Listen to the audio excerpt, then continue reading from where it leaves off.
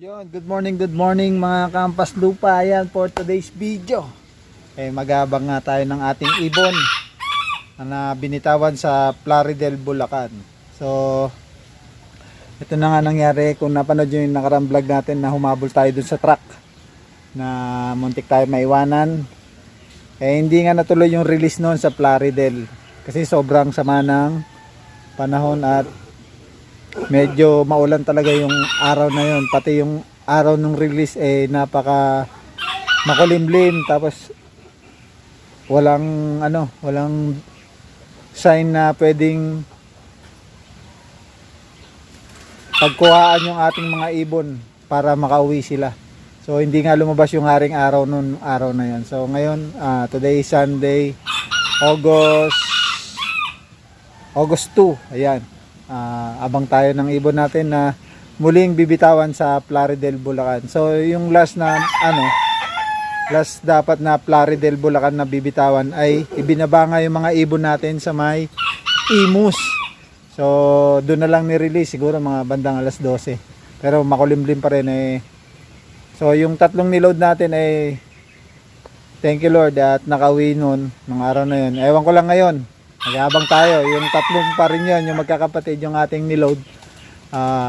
So binitawan kanina ng 6:25 AM sa may Plaridel, Bulacan. Bali ang distance nun ay 64.9 simula Plaridel dun sa release point hanggang dito sa ating loop. So mag-aalas 8 na magabang na tayo kasi meron ng pauwi ang mga tropa. So sana makapagpauwi tayo dun sa tatlo. At ang panahon ngayon dito ayan, tingnan nyo. Ayan, makulimlim mga kalapatids. Ayan, makulimlim. Ayun dun, banda dun. Napakadilim. Dun, sa parting dun, madilim.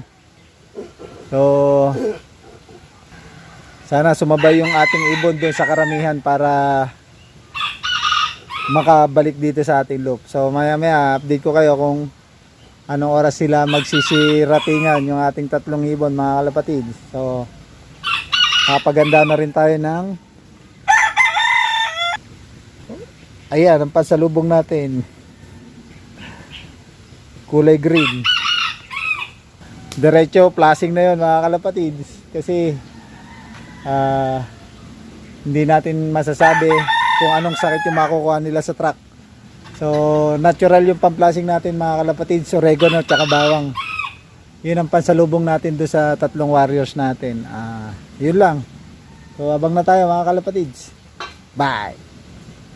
Yun, time check, update tayo mga kalapatids. So meron na tayong dumating siguro mga alas 12 to. Kasi pumasok ako sa loob ng bahay mag-alas 12, nagluto ako ng ulam, wala pa tong ibon na to.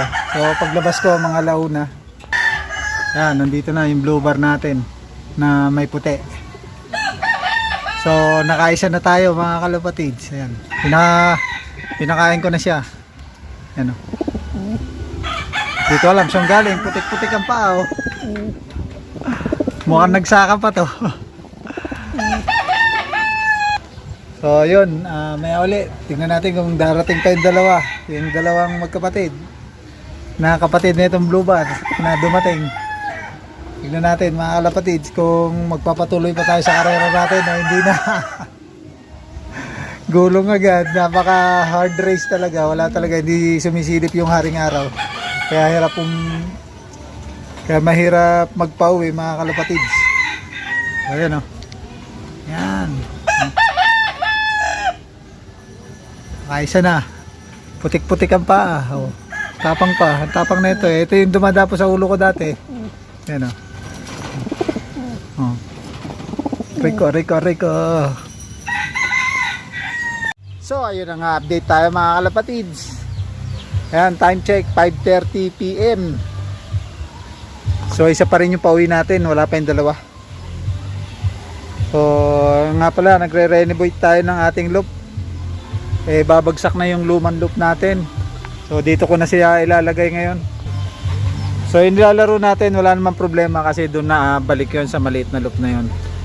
Yung malaking loop natin ay babagsak na, kaya talagang kailangan ng i-renovate, ilipat ng pwesto. So ito na nga, trinabaho ko na yung magiging sahig. Kulang na lang dyan, plywood, papatungan na lang ng plywood.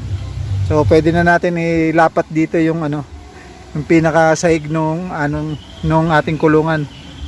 So mamaya bubuhatin namin para pakita ko sa inyo kung ano itsura. So babalasahin natin yung loop natin. Medyo maalat dito sa pwestong ito. Hindi tayo nakapagpauwi na maayos. Ayan, binaklas ko na nga pala yung mga dyan.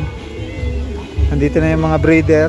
Tapos lahat ng ibon nandito na nga Dito ko na nilagay mga kalapatids. Yan Yan yung dati natin breeder. Ayan, ang dami nila. Maalala sila dyan. So importante mailipat natin yung loop natin kasi talagang babagsak na to mga kalapatids. Tignan nyo yung paa.